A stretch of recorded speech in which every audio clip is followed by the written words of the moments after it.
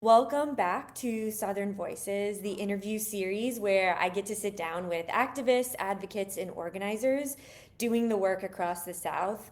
My name's Lauren Kari, and I write Southeast Repro Justice Policy, a Substack focused on reproductive health, rural care, and health policy in the South.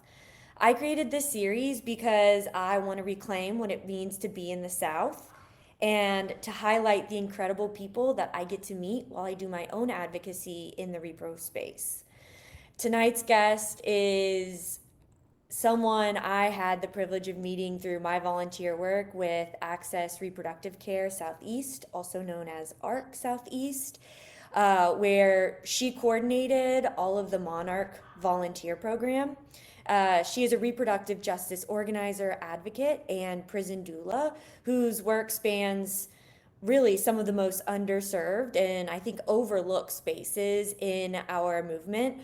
Once I knew what Zoe did and who she is as a person, getting to listen to her speak, I knew I immediately had to reach out. So I'm so glad, Zoe, that you're here. I cannot wait for people to meet you. Thank you so much for coming today. Of course, I'm super excited to have this conversation and to be on live on Substack for the first time. So, no better way to What do a treat to be the first Substack Live. Well, you are in good hands because I can yap about really anything in this space. it. So I'm really excited to talk with you.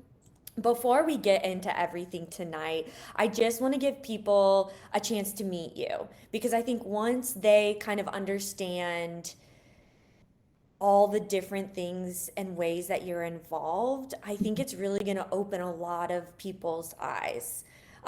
So, yeah, tell us a little bit about yourself and how you got into repro justice and how you got into the work that you're currently doing.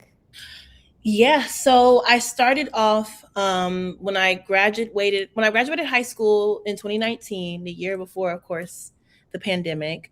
I did not think I wanted to go to college. I was very like anti like school. I didn't learn and I didn't really learn well in those like type spaces. So I ended up like working odd jobs, going to esthetician school. Then I realized I didn't really like that either. And then 2020 came around. I was doing a lot of protesting, a lot of like policing, like in like that type of work, community work, and really getting back to my roots. I come from a family, a lineage of organizers and activists, but I didn't think that I could do this work and also like sustain myself.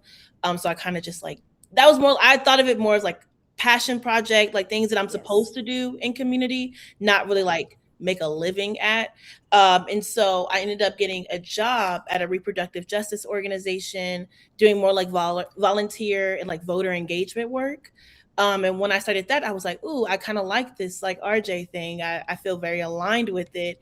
And then I ended up meeting a coworker who had been a full spectrum doula for 25 years. And I was like, what's a doula? I never heard of it. And she was telling me that like how she got into the work, what a doula does. And I'm like, things don't easily freak me out. So I was like, I definitely could be a doula. I'm not scared of blood. I'm not scared of birth. I actually do really well under pressure. So I was like, this sounds perfect for me. And so I ended up getting my certification to be a full spectrum doula. And that's also it seemed like everybody in my life got pregnant at the same time. So I had 5 births my first year. Wow. And but I didn't even want to start off doing birth work. I wanted to do like postpartum work. Mhm. That's where I feel like I was the most comfortable, but because birth really got me out of my element. Because it's like it's not, it's up in the air. Like you really can't tell the baby. You got to come out this week because I have vacation next week. So it was very like it wasn't like scheduled. I was kind of all over the place. That's why I preferred like nannying and postpartum work. But like I said, at that time, my family, friends, everybody was like, we're gonna get pregnant and we're gonna need Zoe as a doula. So that happened. Things kind of slowed down, and I became a nanny for doulas because I realized there was a gap. A lot of the doulas that I knew had children. And of course, like I said, births are, we could say, this is your due date is June 28th, but the baby can come July 6th. The baby could also come June 14th. Like, you can't just tell the school, I can't come pick up my kids. I have a birthday, because that's where people make their living. And so I ended up becoming a nanny for doulas. And I met one particular um, lady through like a friend through a friend or something like that. I had helped her with one of her clients who was receiving abortion care out of state. And I had actually watched her child for a few days while she was getting her care. And so that I contacted that doula, and that doula needed childcare. So I was her doula. I mean, I was her nanny for a while. And she was like, Zoe, I work in jails. I feel like you would like to. I teach yoga to pregnant people in jails. And I was like, whoa, that's cool. Like, how did you get involved with that? She was like, you seem like you would love that job. You'd be passionate about it. I'm going to give you the person's number that helped me get into the jails. And I was like, okay, cool. And that started like my jail and prison work. So it's just meeting the right people at the right time.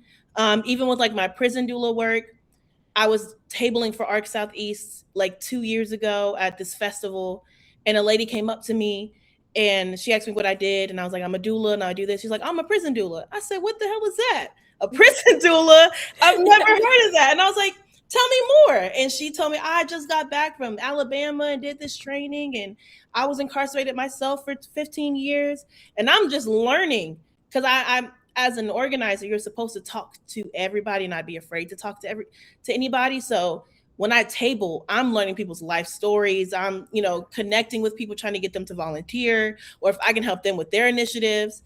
So I literally, with that particular instance, when I heard about prison doula work, I was like, I have to get trained in this. And I literally was able to do the application that night, and it closed that morning. So I was able to get in really quick, and my job supported me going to Alabama. And I actually had a birth. My cousin's water broke a week early, the day I was supposed to leave for Alabama. So she had a baby at 8:35 that morning, and I was on the road to Alabama at 9 a.m. As soon as that baby came out, I said, I'm gonna go get y'all some breakfast, and then I got to get on the road. So then we drove all the way to Alabama. So it's always been right place, right time, and talking to people, meeting with people, and that's what got me in this particular journey. So I know it was a lot, but I mean, what an incredible story. I was in Atlanta in 2020, so I was out in those streets with you, mhm, us and like all of our thousands of friends. Um, so it's incredible to hear your story and kind of how it was a little bit at like one step at a time and the pathway kind of showed itself to you. But you talking about how it's like, I knew I was really more interested in the postpartum side. And I think that's the cool thing about advocacy mhm, in general, but especially in reproductive justice space where it's like whatever you're interested in, there is some way you can contribute. I mhm, mean, canvassing, like you said, being an advocate, you talk to so many different types of people. If you know that's your strong suit and that's what you love to do, there's a place for you. absolutely. So you kind of knowing that about yourself, being like, I like the postpartum work.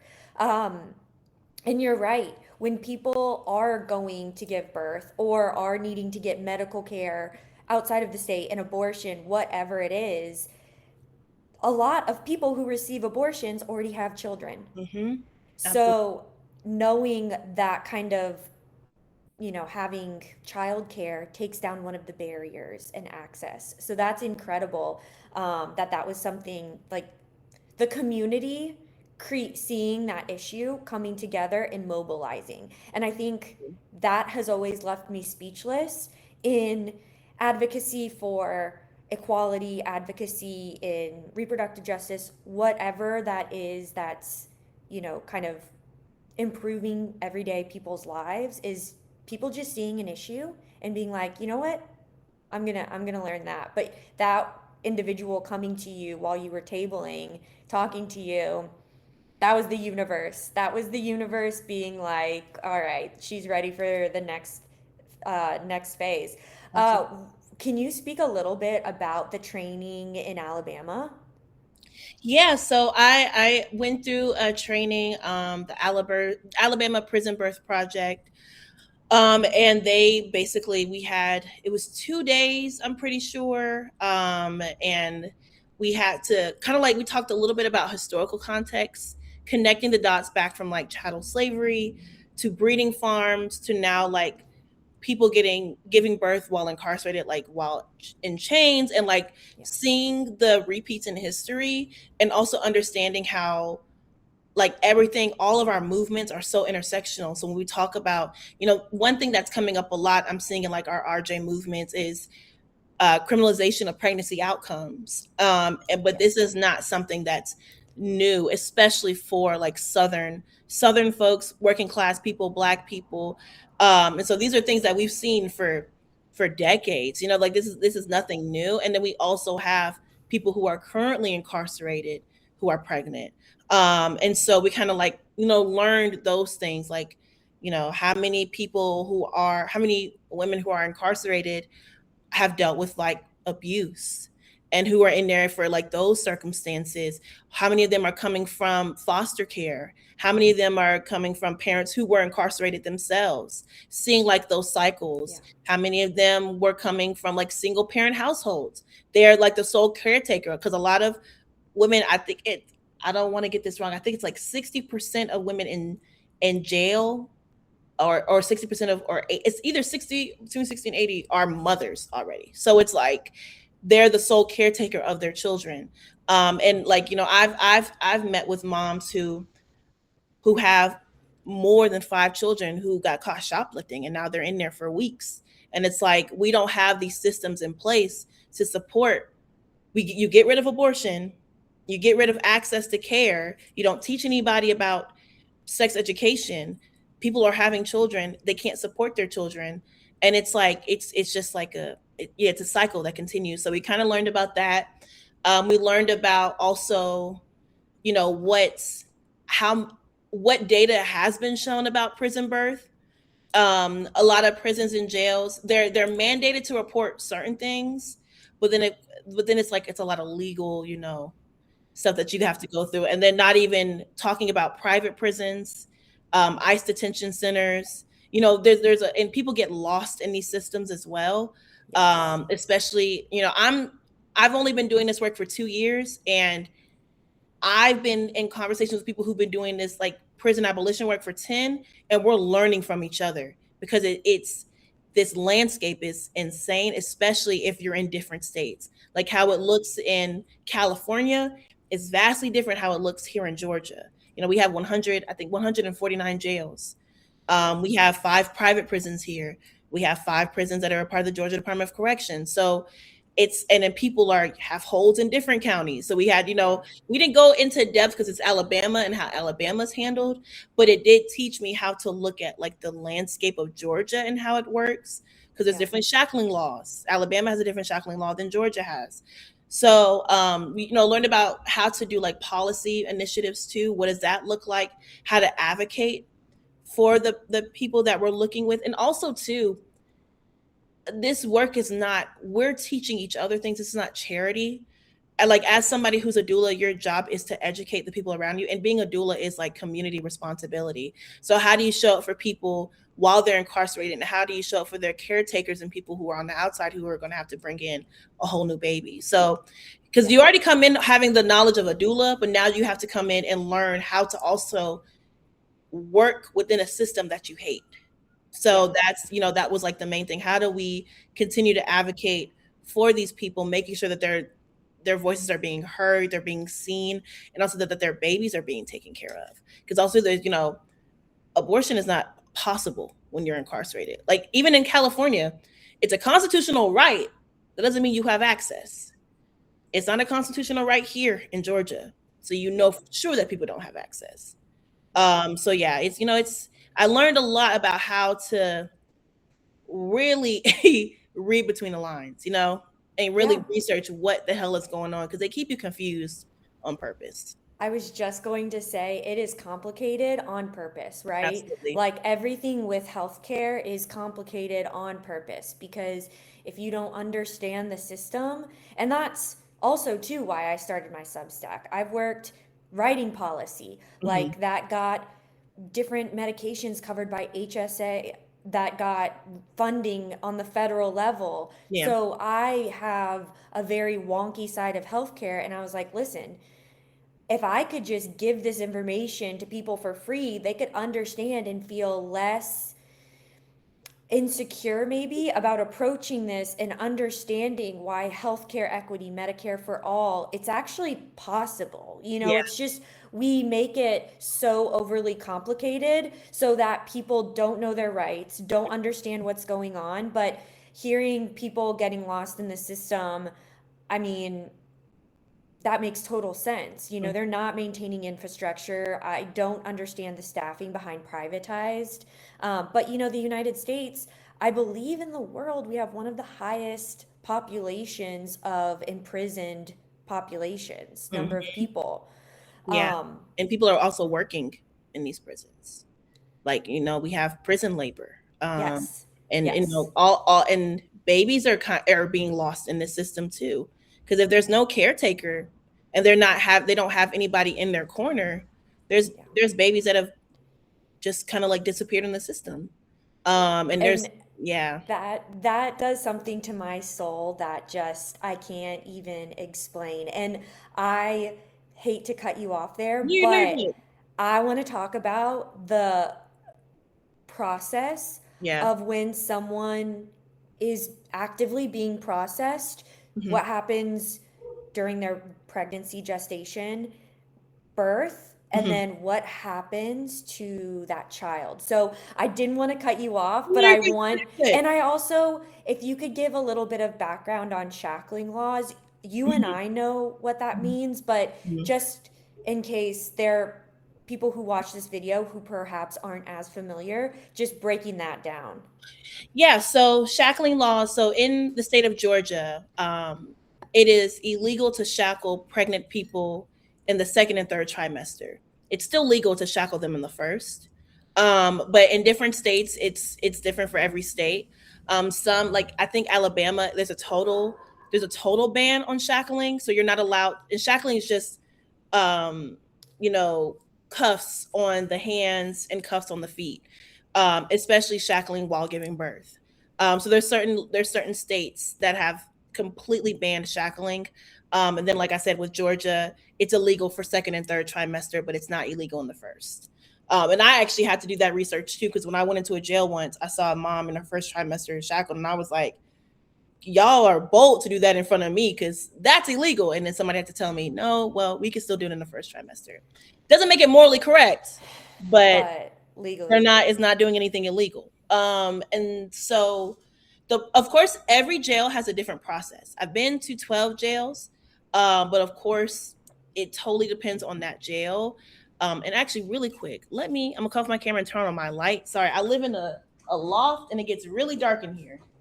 well, and also for those of you who joined us tonight, Atlanta and Georgia as a whole, they're getting extreme inclement weather with, I think that tropical storm Arthur coming through. So, Yes. So yeah, everything. it's super dark and scary outside. So please Yes. don't float away while on the call. No, no, no. I live pretty high Whatever. up. Hopefully, we'll be okay. Good. But Good. so the process, I've been in 12 jails across Georgia, or I've talked to, been in communication with. So every jail is different. So if you're from this jail and you're listening, I'm not. There's no safety concerns, but every jail is completely different. But normally, every jail will have like, if there's somebody pregnant, they have a certain protocol. So for every meal, you might get 2 trays. Might get more snacks than everybody else. Also depends, and if that jail has an honor dorm, because normally if you're in a jail, you're on lockdown 23 out of 24 hours out of the day.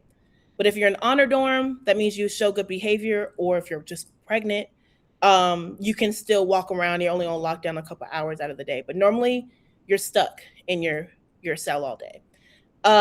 You get double trays, you get a double mattress. They don't, of course, no pillows, a couple of like a blanket and a sheet.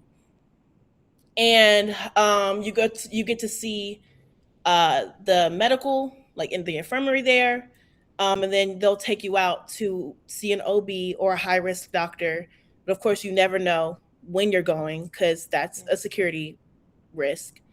And so it's very they don't know much about what's going on with their bodies, of course. Yeah. And then when it comes to if you have someone on the outside, and if you have like, certain organizations that are able to help you stay connected with your family and friends or anybody that's in your corner, you're able to like give over certain rights. So when you do have the baby, that's, somebody is able to come and get the baby, because they won't know that you're in active labor until you've had the baby and they say, come pick this baby up. Like there's no consistent communication, because it's all under the guise of like safety and security.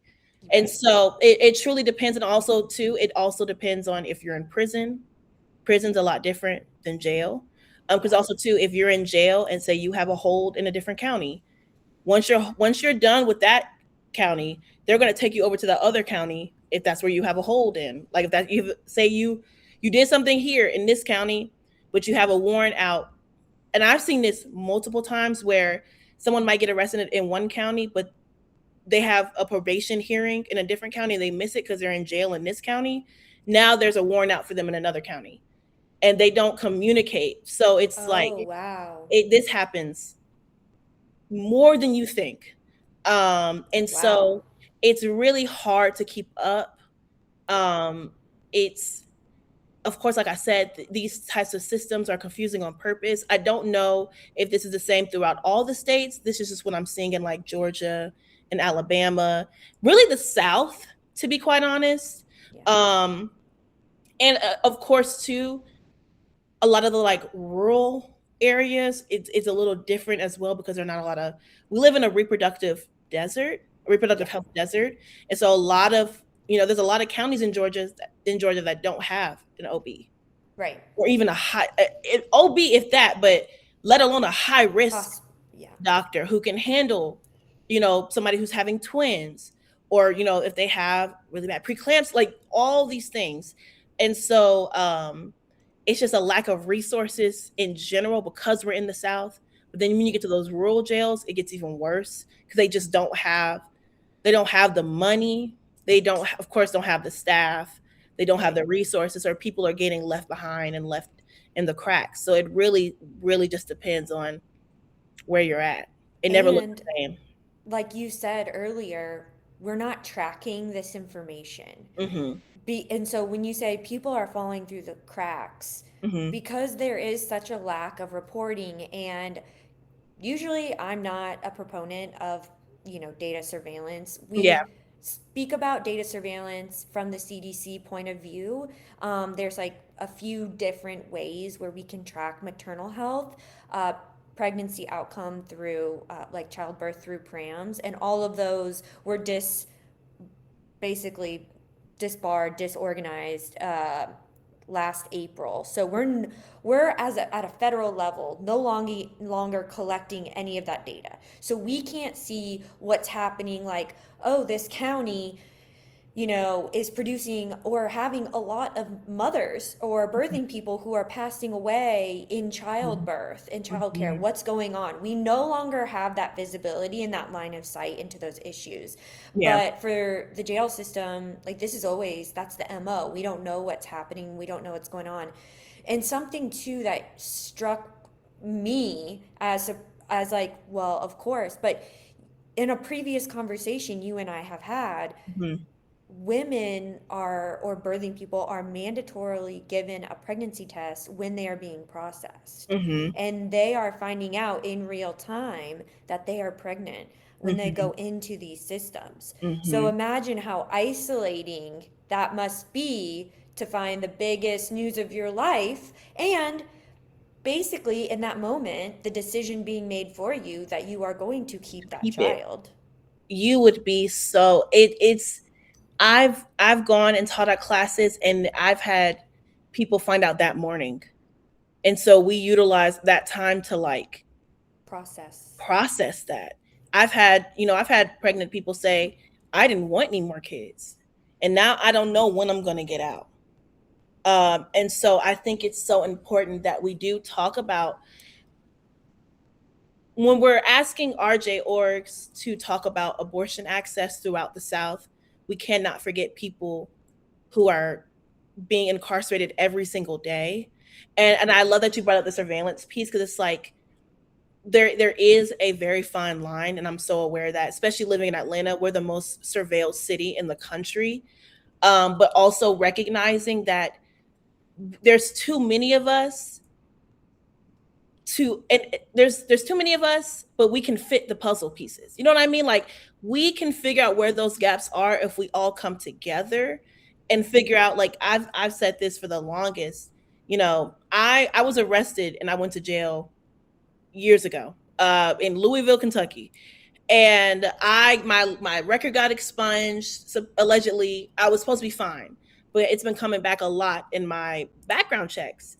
And not only does it not say it was dropped or expunged, it just has a felony on my record.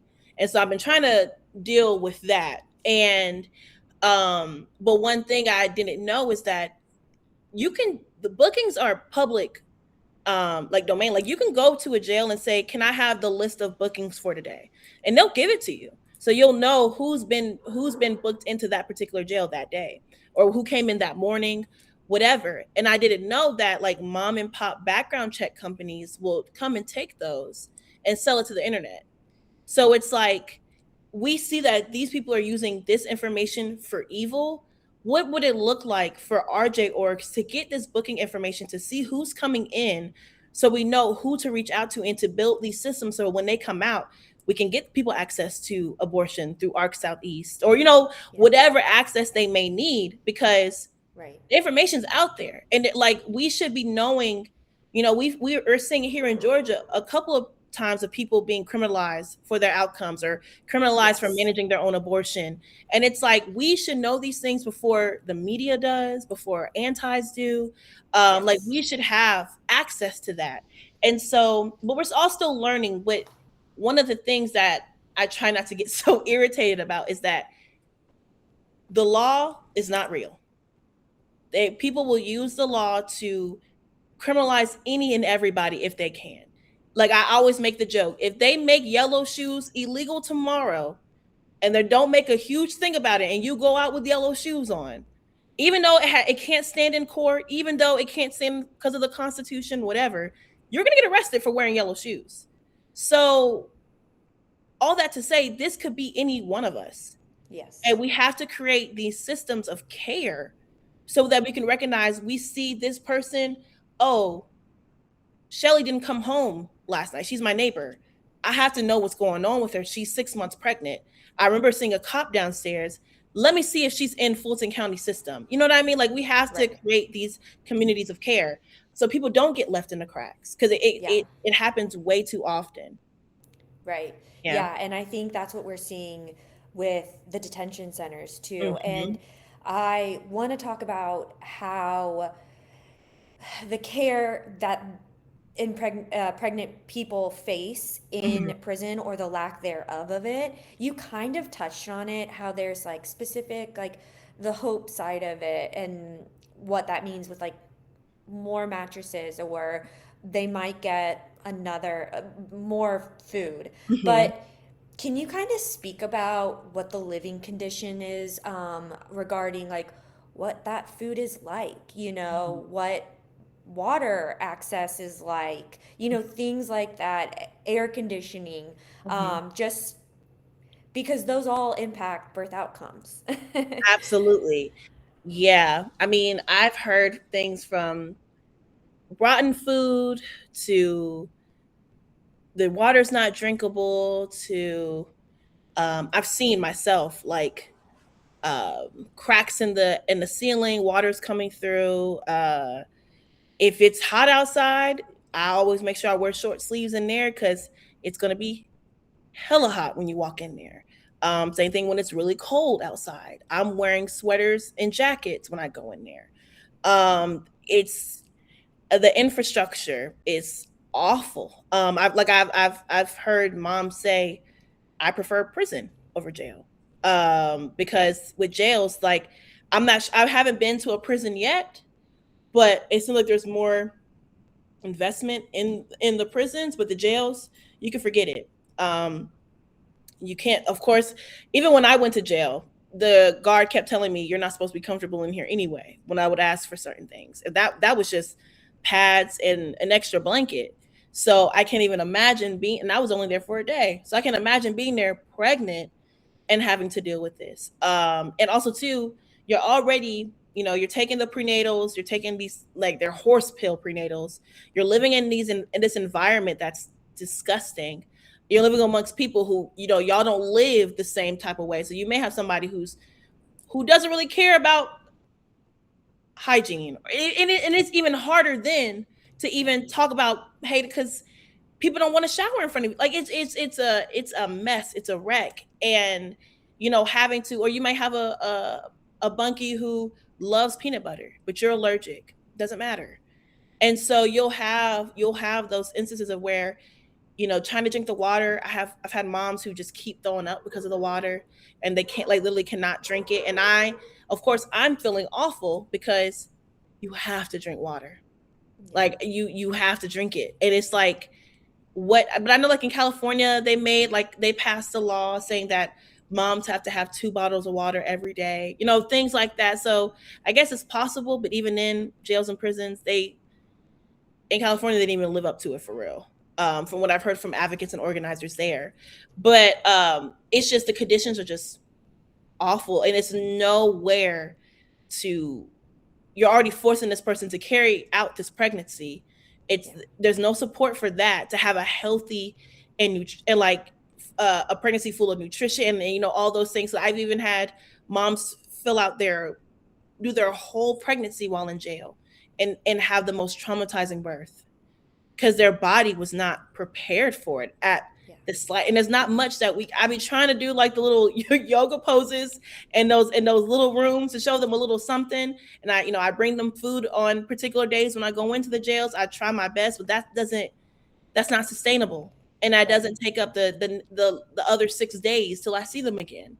And so it's so hard on the body. And I've even had to, like, and this is kind of going into, we need everybody involved with this work, doctors included, because I've had doctors, we're trying to explain to them, I know you don't think anything's wrong with her right now, but she just spent 8 months incarcerated, Yeah. and she wasn't getting the nutrition that she needs. And now she just gave birth. She was in labor for 3 days. She just gave, and she's her body hurts. Yeah. And it's like, and not having doctors understand, understand the weight of stress that can have on a body, especially when we're talking about Black birthing people. Yes. And so, it's the conditions I wouldn't wish on my worst enemy.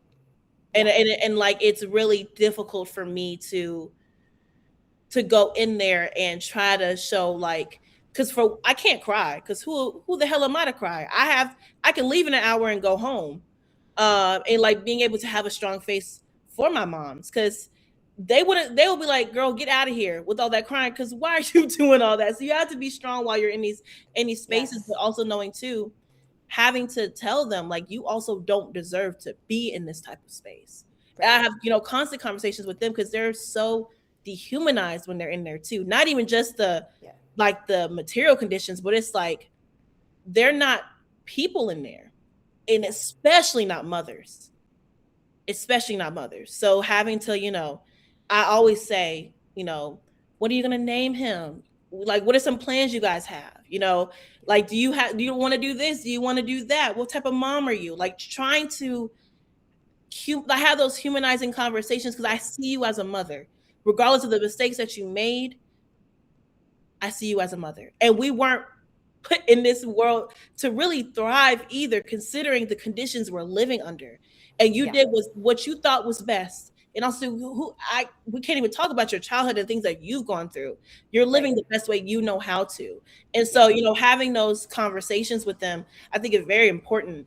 And making Yeah. sure that we also continue that even when they get home. It's like, you are not your mistake. Right. I just want Well, you to be respected as a mother.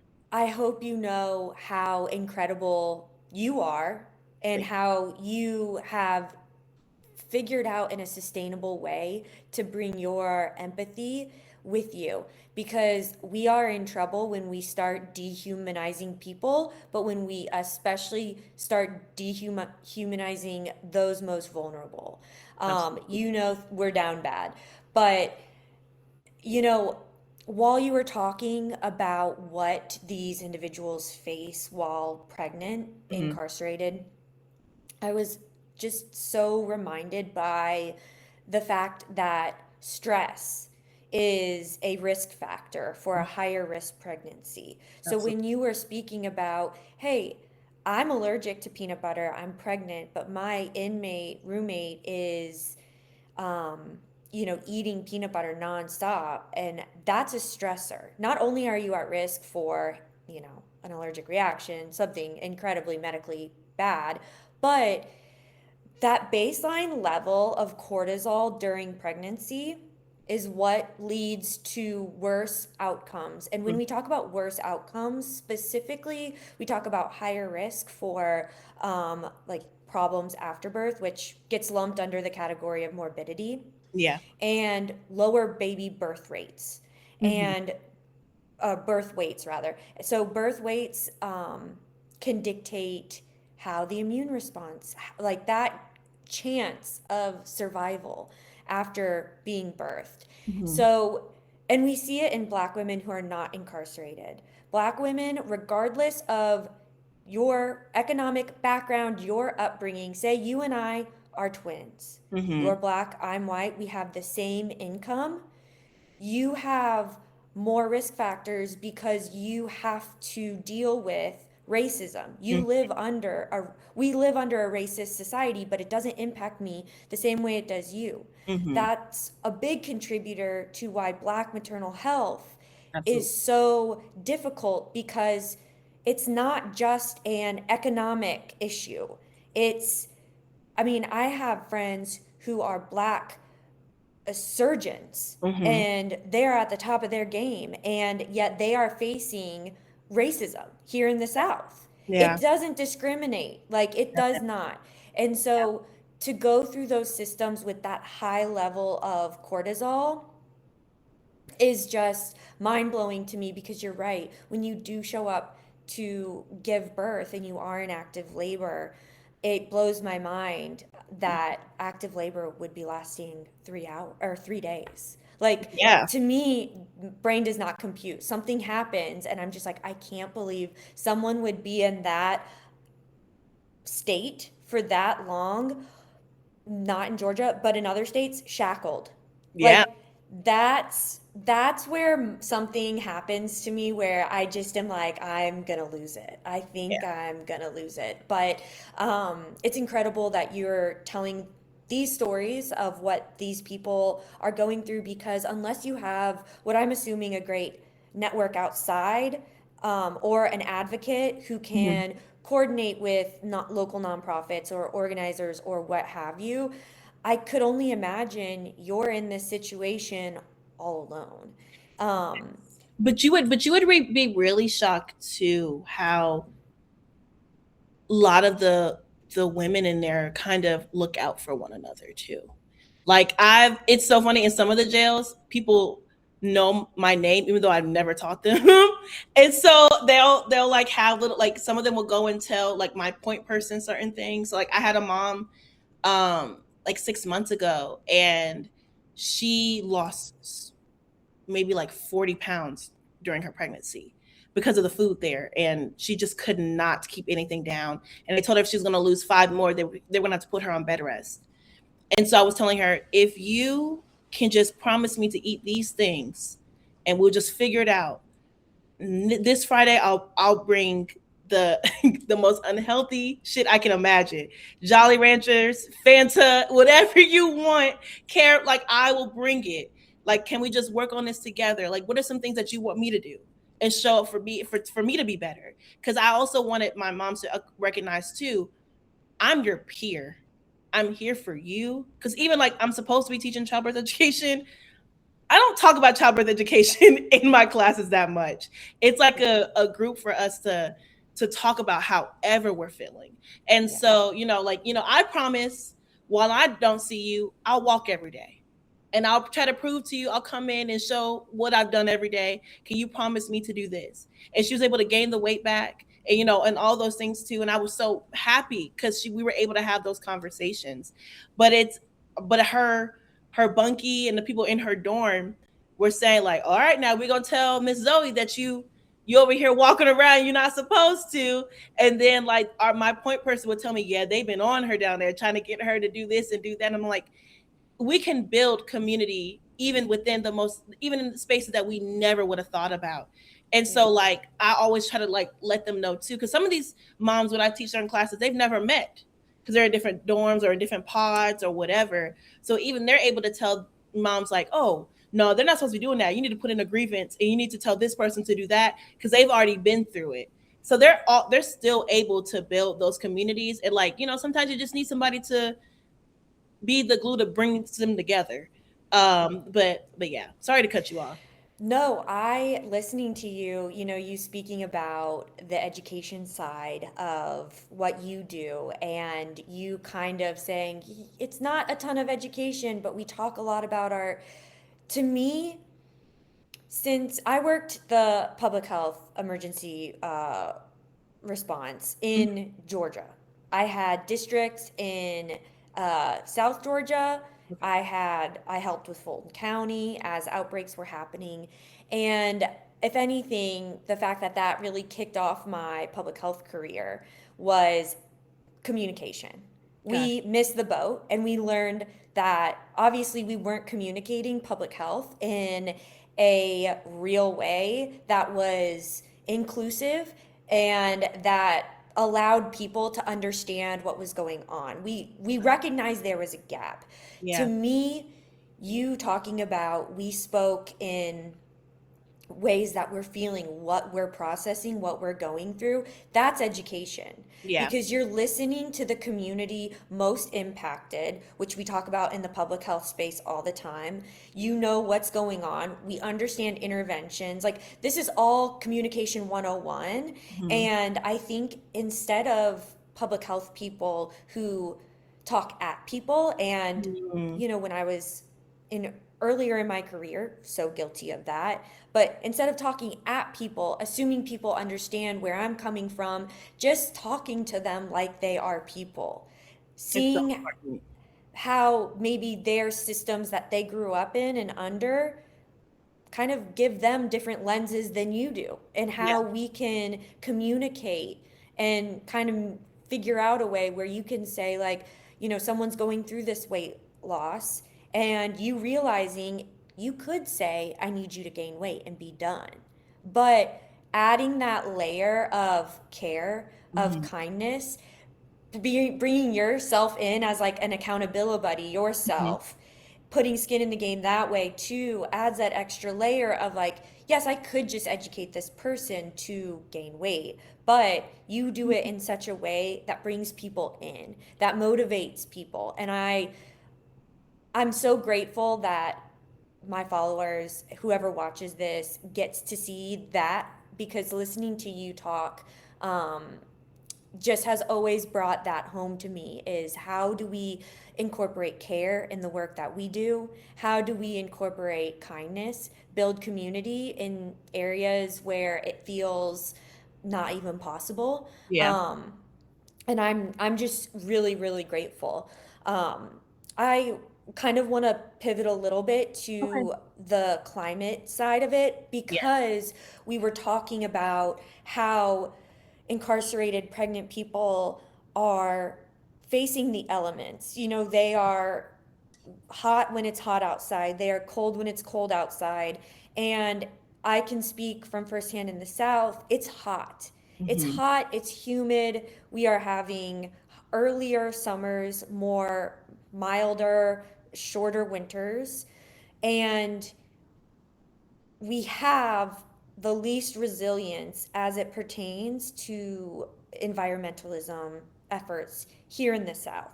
Absolutely. I would love for you to maybe kind of connect how climate justice and repro justice are intertwined. People are always saying everything's intersectional with reproductive justice. It is, Yeah. but what does that mean? What is intersectionality? Yeah. So when we're talking about like environmental justice and reproductive justice, one of the things that and this is just something, I went to a conference and I was able to listen to this organization, and I don't remember their names because it was I don't even remember what I ate yesterday. So 2 years ago, I'm definitely not going to remember that. But they were talking about heat related like illnesses, and how pregnant people uh, are more like, I guess, susceptible to getting those illnesses, because they're already having so much stress on their body. They're already, they're growing something else. So Yeah. it takes a lot away. And so like heat stroke is one of like the main heat I mean like environment related illnesses that pregnant people get, that can preterm labor can happen, stillbirths, things of that nature. And so you see that, of course, as the world gets hotter, we're going to continue to see pregnancy outcomes that we don't want, of course.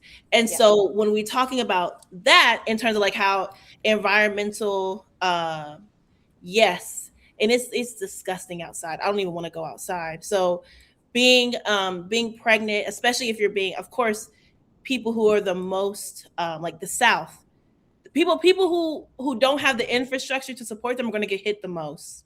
So you're going to see this in the South. You're going to see this in the Caribbean. You're going to see this honestly in the global South. Yes. It's the global North doing the damage, and it's the global South that's going to get the brunt of everything. And pregnant people are going to get hit the most with all this. And so that's like the bigger picture of environmental justice and reproductive justice. But then we go to like in prisons and in jails, because the infrastructure is not built to make sure that hundreds of people in there are able to stay cool throughout Yeah. these terrible summers. And we're going to continue to see it get worse and worse. And so, and even we can bring in like the air pollution, and how air pollution causes like difficulties in people's pregnancies. We're seeing a rise in like microplastics that have been found in the uterus, and just crazy things. And it's all because of the pollution in the water, the land, the air. And so that's what I also try to tell people to, like, of course, we have to understand the world we live in, and like Yes. we want to eat healthy, but then we have to understand the land that we're currently living on is polluted, the Yeah. water's polluted, everything is polluted. And so that's how we're able to connect it. But of course you see organizations that, because there's some organizations that donate fans to pregnant people while they're on the outside, things like that. So we're seeing people start to like support Yes. people. But it's like, but we have people who currently incarcerated who are going to get the worst of it and not be supported. Yeah. And so, yeah, like there's literally a role for everybody in this work, but finding out where you fit is the most important, and understanding that all of this stuff is connected. And they're always Yes. going to have somebody who's going to be at the bottom of the totem pole when it comes to receiving care and support. Yeah. And I think you talking too about how more people are starting to look at systems. I Mm-hmm. think beforehand, when we would talk about politics or when we would talk about anything, it was very like anecdotal, this person or what have you. And I do see a lot more people now in as systems thinkers. Mm-hmm. And what I really have been enjoying is how people are connecting the dots between climate change, food justice, all that. And just backing it up to reproductive justice holds that every person has the human right to have a child, to not have a child, or parent the child they have in safe and healthy environment. Absolutely. And having that environment be, having access to healthy foods at a reasonable cost, Absolutely. growing those foods Absolutely. without glyphosate or whatever. It's all interconnected, and um, the South is incredibly susceptible and don't really have that big of a voice, like you just said.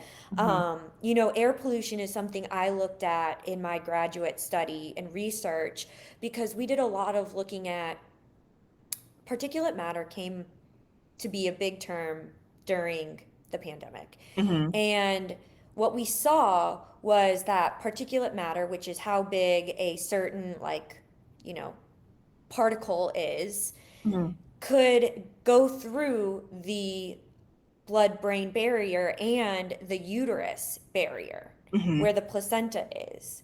And so, what we're seeing is individuals who are in under resourced areas that have higher pollution because they don't have as much trees, or because of whatever reason, um, they are facing higher rates of, their children are facing higher rates of asthma.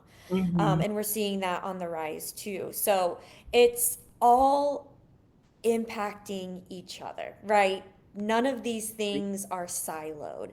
And that's a phrase that I'm stealing directly from you, because you were like, Yeah. things felt so siloed. Yeah. But they really, they really aren't. Um, and then, I don't know if you want to speak about like heat islands and like lack of tree cover and anything like that, but um, generally we see a lot more, if you do tree maps, we Mhm. see a lot more trees in more resourced areas and suburbs. Yeah, and it wouldn't even. I've yet to go to a jail where they're allowed to go outside. So it, I yeah, just like to not have vitamin D. nothing. Like, that is absolutely appalling. Um, Yeah. so, I would like to just briefly bring up Yeah. the organization that brought you and me together, Yes. which I'm super grateful for. But just take a brief moment to talk about ARC Southeast. I guess, particularly as it pertains to what these abortion funds are and do, and why you should be, if you're watching this, why you should be donating to your local abortion fund. Yes. Go do it Yes. right now, even if that Yes. means less views, go do it. But yeah, if you want to speak about ARC really quickly. Yeah. So ARC Southeast is a Black founded, Black led abortion fund and reproductive justice organization that covers the Southeast. So Georgia, Alabama, Mississippi, Florida, South Carolina, and Tennessee. They provide procedural and logistical support for Southerners who are trying to access abortion care. So if that means, making sure that you have your procedure covered or like the pill covered while you're in the state of Georgia or in any of the states in the Southeast, but also too if you're having to fly out of the Southeast to go to DC or Chicago or Virginia, wherever you need to go, ARC will cover those costs. And if they can't help you, they'll connect with other funds and other clinics and the national network to see how you can get supported.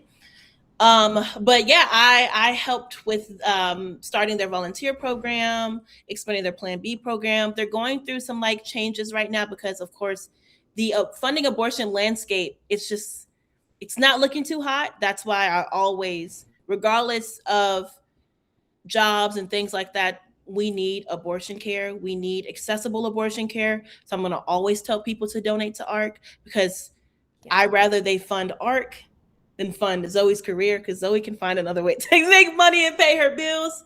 Yeah. But it's very important that people fund and donate to their local abortion funds because they've taught me so much while working there. I've been able to support a lot of people coming out of like jails or on probation or parole in my work that's not even attached to the jail, but even outside of that, I've created these relationships where I'm able to help people access Yeah. the care they need and figure out the best way to go about it. And they were able to teach me what that looks like. So we'll always have love and respect for the people at ARC and what ARC does.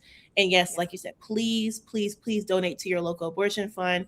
Please donate to your local independent clinic. All those things are important because we need them to stay open.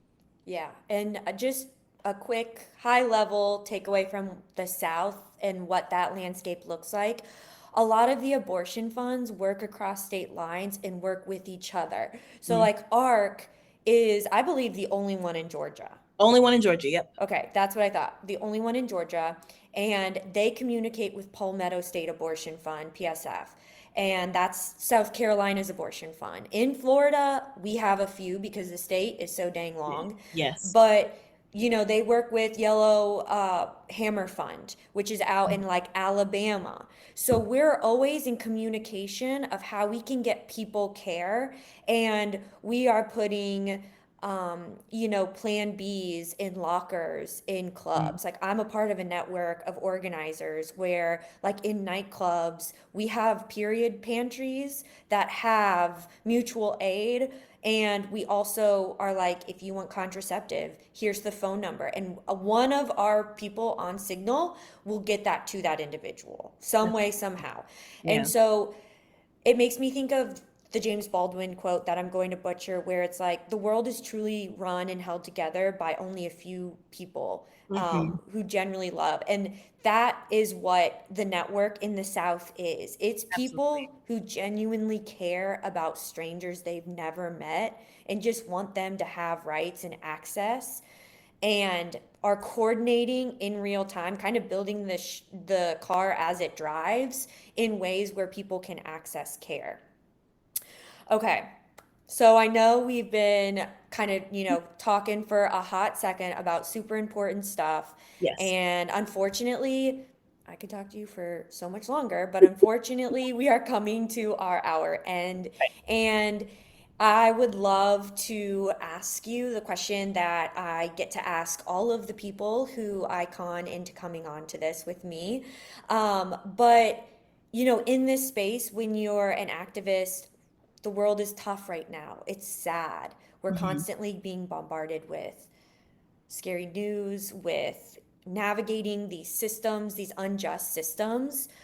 What's the thing that brings you joy? What are you doing? It could be in your personal life, it could be in your activist life. What's bringing you joy that is kind of keeping you going?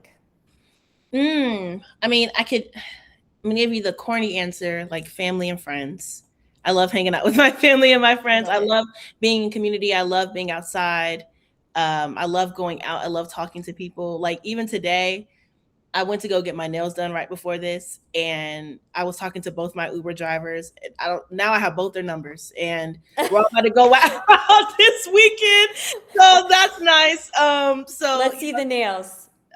there's like cow Yeah, print, yeah. that's Very, very southern, perfect. very Very southern. perfect. But yeah, and then I think my other answer that's kind of embarrassing, Love Island. I Oh, love Island. I love Love Island so bad. And like as a psychology major who like is I'm just so interested, and I like I dissect all the episodes. I'm obsessed with Love Island. My cousin got me into Love Island, and I hate that she did that because now I'm like obsessed. And I see people in the comments too. That's me with also Real Housewives. I really love reality TV because it's yeah. nice to see sometimes other people's reality. This is what you're worried about right now, like this guy pulling you for a chat and you only known him for 4 days. Hey, Okay. Yeah. All right. That's your problem. All I know right. that's your problem. That's what you're upset about. Is after 4 days you're in love with him. I gotta love it. Yeah. That's Go not real. off. It's not real. So that's what I'm able to like, not just turn off my brain because my brain works on overdrive Yeah. for too much. I think too much. I work too much. But that is everything to me. So those are I the things that love have been giving that. me joy. And FIFA. I've been going to like all the like cute little soccer pop Watch parties and everything, because Atlanta, they're one of the hosts. So, cities. Yeah, yeah. yeah, We're not. I don't think that's, we're doing a good job, but I'm still gonna go out. I'm uh, so excited for the Brazil game tomorrow. But oh my yeah. gosh, So that's about to be crazy. Well, those are all really incredible things. I think also very real things, wanting a little bit of escapism and to be like, okay, I want to have your problems. exactly. Well, Zoe, thank you. Genuinely, this has been such a great conversation, and really a big reason of why I started Southern Voices. So thank you so much for everyone watching. If this conversation moved you, please share it, tag someone who needs to hear it. And Zoe, can you quickly maybe say ways where people could stay up to date with your work or how they could support you? Yeah, so I'm trying to do better with Substack. So feel free to follow me on here. And then I have an Instagram. It's the same thing as my Substack, Zo Bambara, Bambara. And you can just follow me on Instagram. And I think it's linked in my Substack too. So Okay, perfect. And I'll include that too in the show notes when I go ahead and send this out too. So awesome. that'll be perfect. But well, thank you for the conversation again. And I will definitely be reaching out next time I'm in Atlanta. Absolutely. Let's go party. All right, I'm in. All right, be safe with the weather and we'll talk soon. Talk soon. Thanks, y'all. Bye. Bye.